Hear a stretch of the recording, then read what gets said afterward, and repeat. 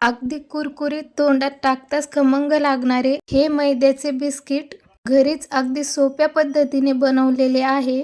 बाहेरून क्रिस्पी, आतून हलके सॉफ्ट. एकदा खाल्ले की पुन्हा पुन्हा खावेसे वाटेल. चहा सोबत खायला परफेक्ट असा हा स्नॅक. तर चला रेसिपीला सुरुवात करूया. मी इथे 2 वाट्या मैदा घेतलेला आहे. त्यानंतर 1.5 ते 2 चमचा ओवा घेतलेला आहे. तो हाताने थोडासा क्रश करून त्यामध्ये मिक्स करून घ्यायचा आहे अगोदर. त्यामुळेच खूप छान टेस्ट येते याला. चिमूटभर खायचा सोडा टाकायचा आहे. त्यानंतर चवीनुसार मीठ टाकायचं.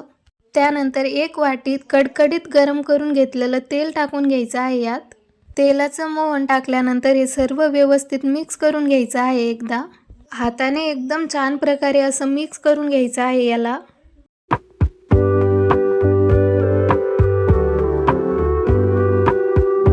सगळं मिक्स झाल्यानंतर थोडं थोडं पाणी टाकून याचं पीठ मळून घ्यायचं आहे.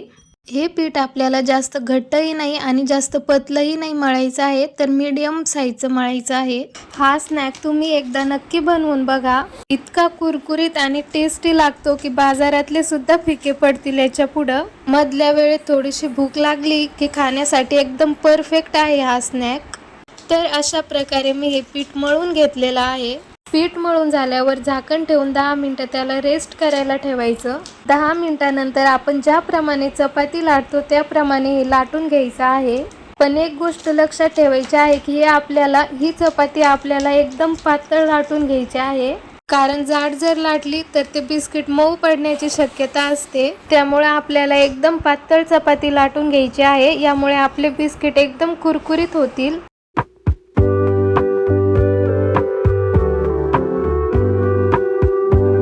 तर बघा अशा प्रकारे मी चपाती लाटून घेतलेली आहे. त्यानंतर चपाती लाटून झाल्यावर चमच्याने त्याला थोडंसं असं लाईन पाडल्या.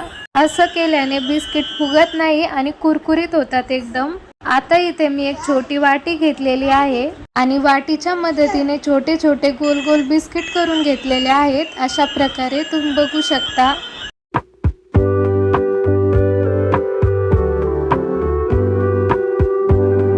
तर बघा अशा पद्धतीने मी सर्व बिस्किट करून घेतलेले आहेत.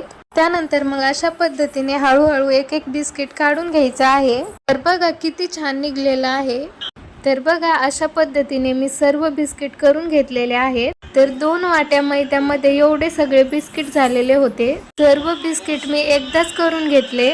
त्यानंतर मग गॅसवरती तेल गरम करायला ठेवलं. तेल एकदम कडकडीत गरम करून घेतलं आणि गॅसच्या मीडियम फ्लेमवरती बिस्किट तळून घेतले. हे बिस्किट आपल्याला एकदम छान हलकासा लाल रंग येईपर्यंत तळून घ्यायचे आहेत. तेव्हाच ते कुरकुरीत होतात. तर बघा हलकासा लाल रंग यायला लागलेला आहे. गॅसच्या मीडियम फ्लेमवरती 3 ते 4 मिनिटं लागतात हे तळण्यासाठी. तर बघा इथे एकदम छानपैकी बिस्किट तळलेले आहेत. तर अशा प्रकारे मी सर्व बिस्किट तळून घेतले. तर तुम्ही बघू शकता बिस्किट एकदम क्रिस्पी दिसत आहेत. दिसायला जेवढे क्रिस्पी आहे तेवढेच खायला पण खूप छान लागतात. तर हे बिस्किट थोडेसे थंड होऊ द्यायचे आणि एखाद्या बर्नीमध्ये किंवा एखाद्या डब्यामध्ये स्टोर करून ठेवायचे. 1 महिनाभर डब्यामध्ये टिकतात हे बिस्किट. तुम्ही सुद्धा एकदा नक्की बनवून बघा. रेसिपी जर आवडली असेल तर व्हिडिओला लाईक करा, शेअर करा आणि आपल्या चॅनलला सबस्क्राईब सुद्धा करा.